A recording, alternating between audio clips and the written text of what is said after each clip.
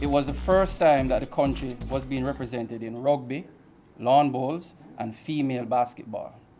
The 2018 Games also represented Jamaica's most successful performance with 27 medals, 7 gold medals, 9 silver medals, and 11 bronze medals.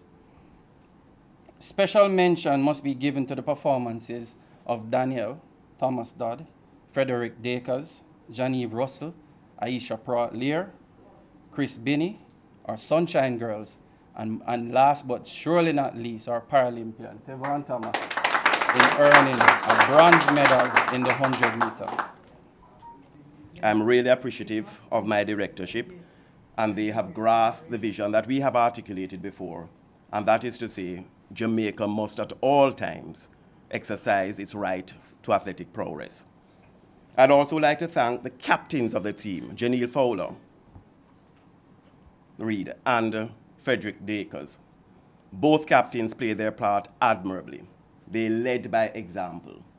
Dakers got his goal, and Fowler Reed led by example on the court in us getting the bronze medal. And I really want to thank them for their leadership and also the tone of their leadership. Very measured, very affable, very disciplined.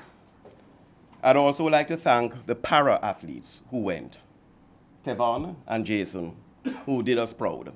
Thank you so much, gentlemen, for donning the colors of the national colors and making us very proud. May I also thank Greg Ray Hamilton, who was our logistics manager, who commanded the transportation system with admirable efficiency and competency to the extent, Minister, that he became a friend of those who were in charge of the transportation system. These are the competencies that we bring to bear on the success of the game, and I thank Gregory Hamilton for his contribution. Juliet Campbell, who organized for us the gears, and who ensured that all athletes were well suited, and who were very pleased with how she handled the business. And of course, Juliet is a household name in the Olympic movement and in the Commonwealth Games movement as well. I'd like to thank Robert Scott in particular, my director, who organized, Minister, the Commonwealth House Manor, which was a hub for camaraderie, friendship, international comedy, amidst the cuisine and the music, which was so infectious and which accentuated the Jamaican brand and also dealt very humanely with how sport should be delivered on an international stage. People came and enjoyed the music, enjoyed the festivity, but at the same time, Minister, we also had a sport forum which indicated the thought leadership of Jamaica. We had a forum which dealt with a lot of topics. And what we are trying to do at the JOA is to ensure that the Olympic movement, the Commonwealth Games Federation movement, and those allied movements understand that behind the success of any athlete must be the thought of organization, of psychology, and that is what we brought to bear, Minister, on the forum. And I'd like to thank Robert Scott again, who worked tirelessly, as well as John Welch, a Jamaican who lives in Australia, who also, from a logistic point of view, ensured that it came off seamlessly. And Minister, I must thank Dejour Russell. He embodies the aspirations of an emerging generation of sprinters who wish to take their rightful place on the international stage. He came and he went to the final, and he was congratulated by all experts at his willingness and his tenacity. And I want to say that the JOA is very insistent that there must be generational success. And this is why we encourage our youth to take their rightful place on the international stage and to do the country proud. And I have no doubt that his example will be emulated by those who also have excelled. One of the focuses was really on how it is that a brand Jamaica can benefit from our prowess in sports. How is it that, separate and apart from the accolades for the athletes, how do we generate income for our country from the brand of sport? The athletes would have gone out there, and we saw it before, and we saw it again at the Commonwealth Games, where Jamaica brought home 27 medals, the most medals at a Commonwealth Games ever. How do we move now, transition from this into an industry of sport in Jamaica? Because at the end of the day, who benefits? Separate and apart from the accolades, how does the country benefit? How does the GDP grow because of the contribution of sports? So I was very happy about being there. I must tell you also that after the presentations, we were flocked by countries who also participated. A lot of them, separate and apart from wanting to come to meet Minister Grange, they also wanted to come to find out what it is that we are doing so well and how it is that they can emulate us.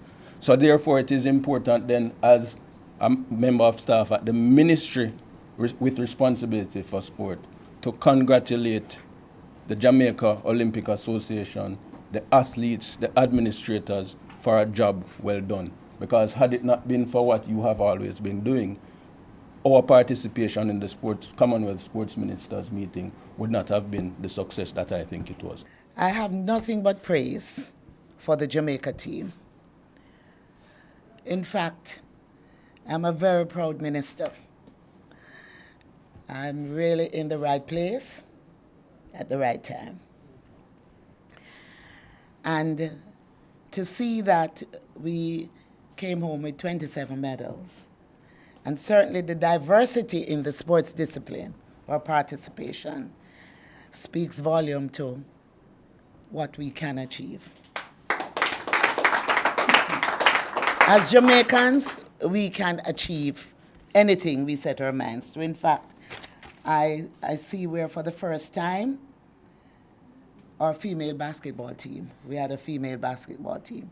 For the first time, lawn bowl sport, can you imagine? Rugby, and I see here Chris Binney, squash player. I don't know if is it the first time? But it's the first time that we reach the quarterfinals.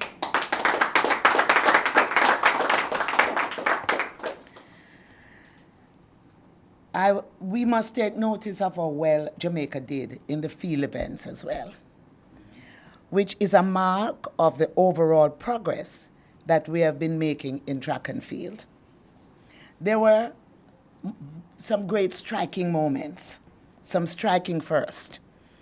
Aisha Pratt-Lear's history-making a gold medal run in the steeplechase. And then followed by Natoya Gould getting Jamaica's first medal ever in the women's 800 meters. And you know, the thing about Natoya, she's so petite, such a little bundle of energy. I mean, I'm really so happy for her. And another first, of course, was the Sunshine Girls beating New Zealand in an international tournament to win the netball bronze. For me, it was agonizing when they were beaten by one, by England. So you can imagine the feeling when they bounce back. We say in Jamaica, wheel and come again, and beat the New Zealanders by 5. I mean, it's just, I really think they deserve great commendation. We will be bidding to stage major international sport and cultural events right here in Jamaica. And who knows, perhaps the Commonwealth Games will be one of those major events that our international bidding committee will add to their shortlist. And so I hope that in 2020, I'll be in Tokyo with you. Right? that hopefully everything will be okay with everybody and we'll all be there together. And then we'll make Jamaica even that much more proud. Because when I look at the Carifta Games, the transition is working. We're moving into a new era, and our young athletes are moving in the right direction. And when we look at our success at the Commonwealth Games, I know that we have had a glorious past. We are basking in a wonderful present, and our future will be great.